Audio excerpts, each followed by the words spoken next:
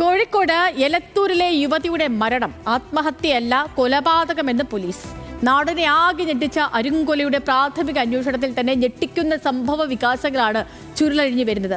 ഒരുമിച്ച് ജീവൻ ഒടുക്കാമെന്ന് പറഞ്ഞ് വിശ്വസിപ്പിച്ച് വിളിച്ചു വരുത്തി യുവതിയെ കൊലപ്പെടുത്തിയത് ബന്ധുവായ യുവാവാണെന്ന് പോലീസ് കണ്ടെത്തി. പെൺകുട്ടിയുടെ ശവശരീരത്തോടും പ്രതി വൈശാഖൻ ലൈംഗിക വൈകൃതം കാട്ടിയെന്നാണ് പോലീസ് പറയുന്നത്. CCTV ദൃശ്യങ്ങളാണ് കേസിൽ നിർണായകമായത്.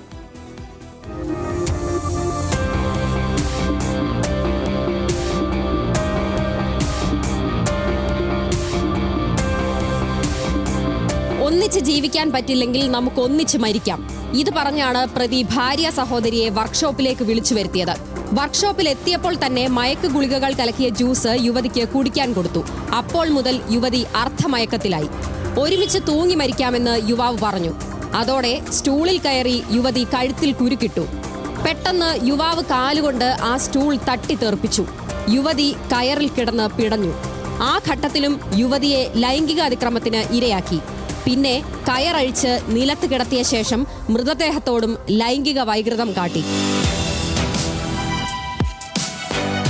ഈ മാസം 24-നായിരുന്നു നടുക്കുന്ന സംഭവം. ഭാര്യ സഹോദരി ജീവനൊടുക്കിയെന്നാണ് യുവാവ് എല്ലാവരോടും പറഞ്ഞത്. അപ്പോൾ ബന്ധുക്കളെല്ലാം ഇത് വിശ്വസിച്ചു.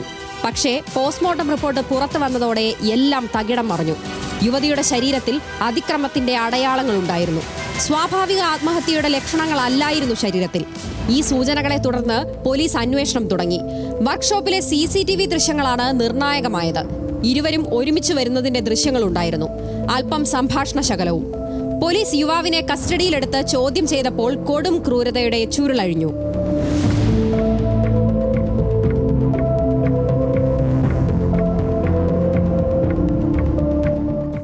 സഹോദരിക്ക് 16 വയസ്സുള്ളപ്പോൾ തുടങ്ങിയതാണ് ലൈംഗിക ചൂഷണം. മുതിർന്നപ്പോഴും ബന്ധം തുടർന്നു. സ്വകാര്യ ദൃശ്യങ്ങളും ഇരുവരുടെയും കയ്യിലുണ്ടായിരുന്നു. എന്നാൽ യുവാവിന് മറ്റു ബന്ധങ്ങളുണ്ടെന്ന സംശയം യുവതിക്കുണ്ടായി. ഇതേ ചൊല്ലി തർക്കങ്ങളായി. സത്യമെല്ലാം സഹോദരിയോട് പറയുമെന്ന് യുവതി ഭീഷണി മുഴക്കി. യുവാവിന്റെ കയ്യിലുള്ള ദൃശ്യങ്ങളെക്കുറിച്ച് യുവതിക്കും ആശങ്കയുണ്ടായിരുന്നു.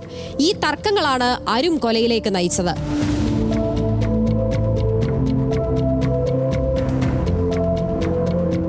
ഇന്ന് പുലർച്ചെയാണ് യുവാവിനെ പോലീസ് കസ്റ്റഡിയിലെടുത്തത്. എലത്തൂർ CI രഞ്ജിത്തിന്റെ നേതൃത്വത്തിലാണ് അന്വേഷണം നടക്കുന്നത്. ന്യൂസ് മലയാളം, കോഴിക്കോട്.